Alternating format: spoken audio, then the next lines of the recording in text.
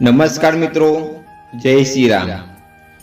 રામ મંદિરમાં સ્થાપિત રામલાલની મૂર્તિનો રંગ કાળો કેમ? જાણો અહીં કારણ।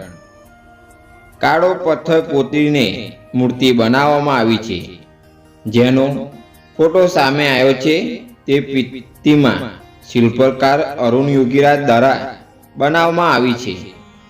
વાસ્તવમાં રામલાલની 3 મૂર્તિઓ બનાવવામાં આવી છે, જેમાંથી એક રાજસ્થાની ખડમાંથી શિલ્પકાર સત્યનારાયણ પાંડેએ બનાવી છે, જ્યારે બીજી મૂર્તિ શિલ્પકાર ગણેશ ભટ્ટ અને અરુણ યોગીરાજે કર્ણાટકના શ્યામ રોકામાંથી 2 મૂર્તિઓ બનાવી છે।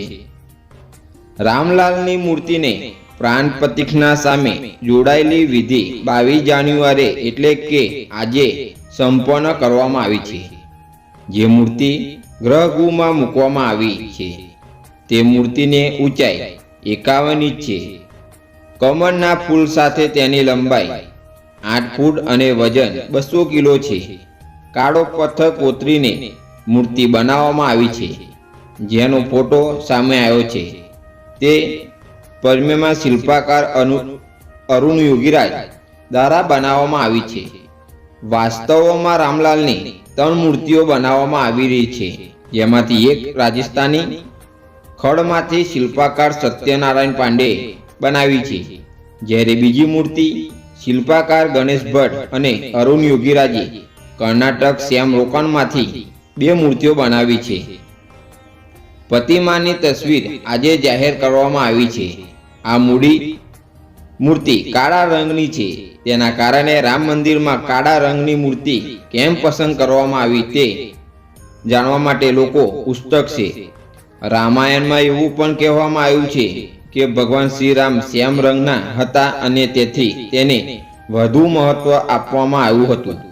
ભગવાન રામ શ્યામ અને શિવ ગોર વર્ણનાય છે, તેમજ ભગવાન રામ વિશે જે કહેવામાં આવ્યું છે વાંચો અહીં।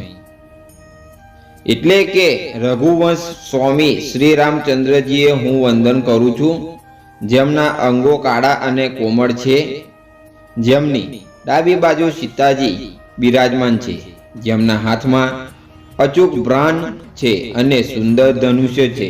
એટલે કે ભગવાન શ્રી રામ શ્યામ રંગનો, જેનો અર્થ છે કે જેનું કપૂર જેવું શ્વેત અને તેજવી રંગ છે, કરુણાનું મૂર્તિસ્વરૂપ છે, જગતનો સાર છે। ભુજંગ જેમનો હાર છે, તે ભગવાન શિવ હંમેશા માતા પાર્વતી સાથે મારા હૃદયમાં વાસ કરે છે। સ્તુતિ અનુસાર મહાદેવ શિવ ગૌર જાતિના તે નિમિત્ત બની જાય છે।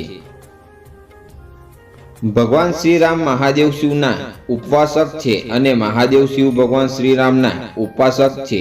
તેમની પર લાગણીઓને કારણે આપણા ઋષિમુનિઓ અને સંતોએ રામેશ્વર તીર્થને આ રીતે સમજાયું છે। રામેશ્વર ઈશ્વર સા રામેશ્વર એટલે કે જે રામના ભગવાન છે તે રામેશ્વર છે, પરંતુ જ્યારે મહાદેવ શિવ માતા પાર્વતીને રામની વાતો સંભળાવે છે ત્યારે તેઓ રામેશ્વરને આ રીતે સમજાવે છે। રામ ઈશ્વરો યશ સ રામેશ્વર એટલે કે જેનો ભગવાન શ્રી રામ છે તે રામેશ્વર છે। મહાદેવ અને શ્રીરામની એકબીજા પ્રયત્ન ભક્તિ એટલી ઊંડી છે કે બંને એકબીજાના રંગમાં રંગાઈ ગયા છે। તેથી તેમના અનુભવ મુજબ કેટલાક ભક્તો મહાદેવ શિવને વાદળી રંગમાં કપૂર રંગથી અને ભગવાન શ્રીરામને લીંબુમાં વાદળી રંગથી અને શ્યામળ રંગથી ગોર રંગના દર્શાવવામાં આવ્યા છે। મિત્રો, આ વિડીયો તમને ગમી હોય તો કોમેન્ટમાં જય શ્રી રામ લખવાનું ભૂલતા નહીં। જય શ્રી રામ।